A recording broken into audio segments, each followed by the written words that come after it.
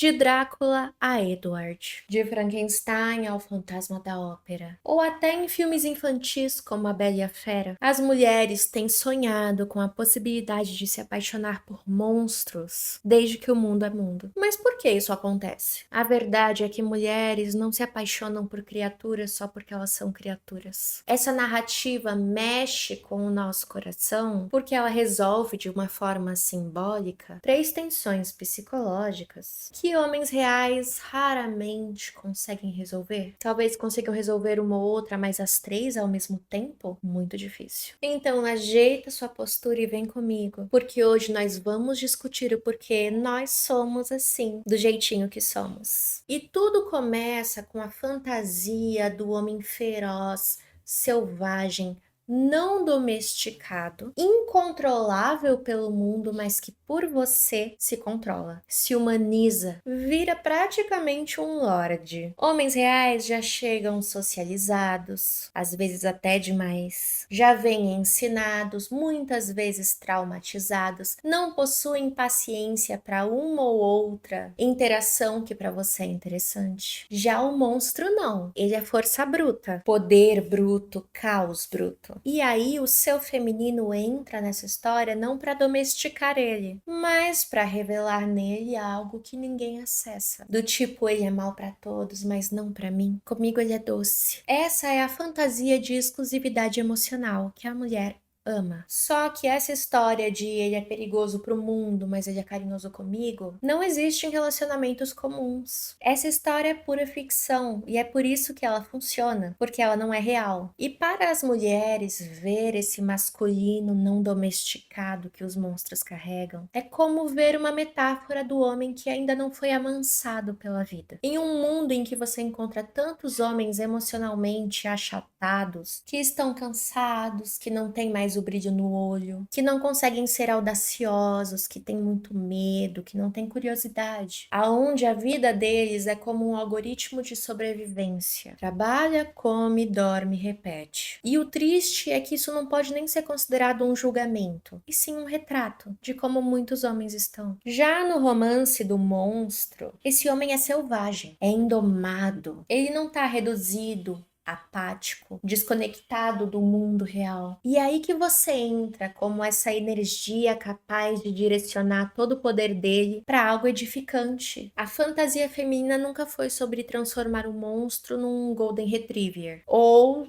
sobre consertar um macho. É sobre ela conseguir acessar algo que é extremamente forte, bruto, poderoso, misterioso. E nesse acesso ela encontra uma humanidade extremamente empática, extremamente verdadeira. Enquanto ela tem acesso a um portal emocional que ninguém mais tem, a um homem que não está procurando outras mulheres, porque no mundo dele só ela existe. E é muito interessante porque a mulher vê nesse monstro alguém capaz de reconhecer o monstro que habita em si mesma. Porque quando uma mulher entra em um relacionamento com um homem, ela tem medo de mostrar quem é. E sejamos sinceras, ela tem motivo. Quer que seu relacionamento seja longo, não mostre tudo que possui. Tem pedaços de você que cabem apenas a você. Entretanto, ainda é esse um grande anseio da mulher, deixar um homem ver o que ela realmente tem dentro de si, o próprio monstro dela, a sua sombra, as suas contradições, a sua selvageria, a sua intensidade, a sua força. Um monstro nunca exige que a mulher ao lado dele seja agradável. Muito pelo contrário, ele gosta da potência que ela tem. Ele entende essa mulher como uma mulher inteira, não como essa versão domesticada que a gente disponibiliza para o mundo. E esse monstro também traz toda uma fantasia de perigo que é simbólico, não é literal. A mulher não se sente em perigo, ela se sente no controle. Ela está ao lado de um homem que poderia ser perigoso, mas escolhe não ser. Poderia ser devastador, mas não é. E essa escolha voluntária do homem ter tanto poder e decidir não ser cria uma sensação de segurança profunda. A mulher se sente extremamente segura quando o homem não é passivo, muito pelo contrário, é decisivo. Ele decide ser segurança ao lado dela. E aí você pode pensar, sim, é isso, eu só quero um homem que tenha isso. Não vai acontecer, porque isso não vai aparecer desse jeito em homens reais. Um homem real está emocionalmente entorpecido muitas vezes e você vai ter que tirar ele dessa situação em que ele está. Um homem real vem socialmente condicionado, sendo fruto do meio. Um homem real encontrou suas zonas de conforto e às vezes ele vai simplesmente ser afetivamente preguiçoso, fazendo o mínimo quando faz, deixando para depois e procrastinando a relação, quando possível. O homem real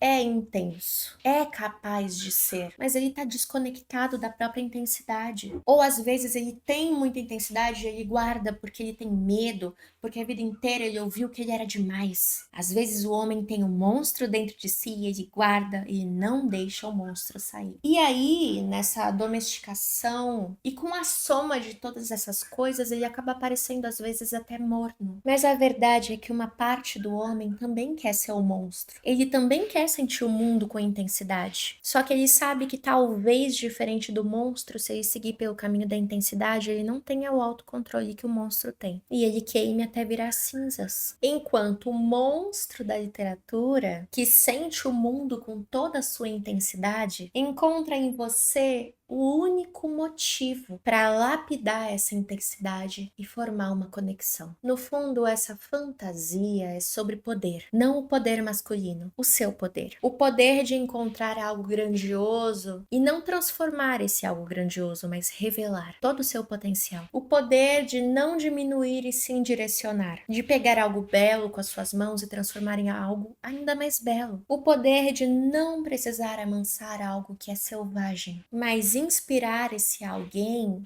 a se organizar emocionalmente e por causa disso se tornar ainda mais livre. A verdadeira fantasia do monstro é a fantasia da mulher que quer ser capaz de pegar um homem extraordinariamente complexo, um quebra-cabeças de 1 milhão de peças, e tornar ele alguém completamente acessível emocionalmente, mas só para ela. E para mim, um dos pontos mais interessantes é que nós fomos ensinadas a ter medo de homem, ter medo de tudo que é masculino. E com razão. Mas quando nós falamos do romance de monstro, o monstro pega todo esse medo e transforma em uma relação onde você controla o enigma, interpreta o perigo e com isso se torna protagonista da sua própria história. Uma protagonista que vive sem medo. Um romance de monstro é um exercício psicológico, onde você pega o que te assusta e transforma na sua potência. Na psicanálise nós chamaríamos de uma mulher lidando com a sombra do masculino, sem precisar necessariamente correr um risco, transformando o medo em desejo. E isso só é possível porque na ficção de monstro, a mulher tem um poder que nenhuma outra pessoa tem. Ela entende o monstro. E quando é que uma mulher pode dizer que entende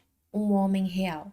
Homem real esse que, quando entende quais são suas fraquezas, quais são seus pontos de fragilidade, ele esconde dentro de si. Evita revelar, se fecha. Enquanto o monstro tá ali de peito aberto, ele é um enigma e você tá decifrando. Decifrar alguém gera poder. E a mulher que está vivendo o romance com o monstro entende que ela não está apenas sobrevivendo a esse mistério. Ela o compreende profundamente. Ela pega algo que poderia destruí-la e domina. E dominância, meus amores, é um dos maiores afrodisíacos emocionais que tem. E quando nós olhamos nas histórias de mitologia, toda heroína precisa enfrentar um guardião para atravessar para outro nível de consciência, para outro momento de evolução. O monstro, ele não é só um amante, ele é um portal. Um portal que representa o desconhecido, o futuro, o perigo, a transformação, o risco emocional, a mudança de atitude. Como Perséfone, que quando raptada por Hades, deixou de ser apenas uma donzela da primavera para se tornar a rainha do submundo, a criadora dos Campos Elíseos e a donzela da primavera. Ela atravessou um portal que a tornou maior do que ela era. Não fez ela se perder, não é uma história sobre se perder, É uma história sobre acrescentar a si mesma. Então existe aqui o desejo entre um homem e uma mulher, mas também existe aqui o desejo por transcendência emocional, espiritual e física. E eu acho que dá para finalizar falando que romances de monstros são sobre coragem. As mulheres não desejam um monstro porque ele é ameaçador. Elas o desejam porque ele é o único que permite que elas explorem a sua própria coragem sem serem punidas por isso. Uma experiência que é praticamente impossível se você está se relacionando com alguém inseguro, ou emocionalmente limitado, ou que tem medo de mulher complexa, ou que confunde intensidade com violência, ou que não sabe admirar a profundidade feminina. O monstro sempre vai saber admirar a profundidade feminina, porque ele vive nela. Toda a sua beleza, toda a sua vulnerabilidade, todos os seus defeitos, todas as suas angústias, sem máscaras sociais. Romance de monstro é sobre intimidade radical. Uma intimidade que a sua vida adulta dificilmente vai te permitir. Porque no mundo real você vai precisar se moldar para caber em alguns espaços. E a intimidade que as mulheres anseiam nos romances de monstro é aquela na qual elas nunca precisam se moldar para nada. Os espaços que se abram para caber elas. No final é uma linda fantasia. Nós fomos invernizadas. E nós mostramos apenas a nossa parte emocionalmente funcional. Esse verniz mata a intimidade. A fantasia é tão profunda e toca em um lugar tão especial da sua alma, porque toda vez que o monstro te olha é como se ele falasse: eu sei quem está aí. Eu sei quem você é quando ninguém tá vendo. E ainda assim eu quero estar aqui. O monstro te aceita e te entende porque ele também é marginalizado emocionalmente. Ele é íntimo com você sem te julgar porque ele sabe o peso do julgamento. O monstro, simbolicamente, é mais humano que o homem comum. Ele sente com profundidade, ele deseja com profundidade, ele sofre, ele precisa, ele ama, tudo com profundidade. Não é um pouquinho e tá bom. O monstro, no final, é como se fosse um humano 2.0. E a mulher consegue existir sem se podar. Mas o monstro sempre será um homem que não existe. Um homem que não vai viver para si, vai viver por você. Um homem cujas ambições e desejos e planos envolvem muito mais você do que qualquer outra coisa no mundo. Um homem que longe de você não existe de verdade. E exatamente por isso, por não se ter em primeiro lugar, você pode viver a possibilidade de se amar. Você pode viver a possibilidade de amar sem ser usada, sem ser ferida ou sem se sentir diminuída. Isso não acontece porque você é o mundo dele. Não existe outro mundo, não existe nada além disso. No longo prazo, será que você conseguiria ser feliz com um homem tão perfeito, mas que não enxerga na vida dele nada além de você? Algumas mulheres intensamente diriam que sim. Mas uma hora a gente tem que começar a buscar relacionamentos mais saudáveis. E existe algo de muito saudável em duas pessoas que vivem jornadas, que podem não ser a mesma jornada, e mesmo assim conseguem com respeito, com intimidade e com um trabalho diário ir criando um espaço em que possam ser aceitas e que aceitem um ao outro e que conheçam um ao outro e que queiram estar. A verdade é que eu penso que o monstro é uma perfeição para a qual nós não estamos preparadas. E no longo prazo nós não conseguiríamos aceitar. Nós nos sentiríamos culpadas porque nós não conseguiríamos entregar o mesmo que nos é entregue. Aquele famoso a gente não sabe o que pede. Mas esses foram só os meus pensamentos sobre esse assunto. Me conta aqui nos comentários os seus. Aqui foi a Lilith. Uma semana brilhante para você.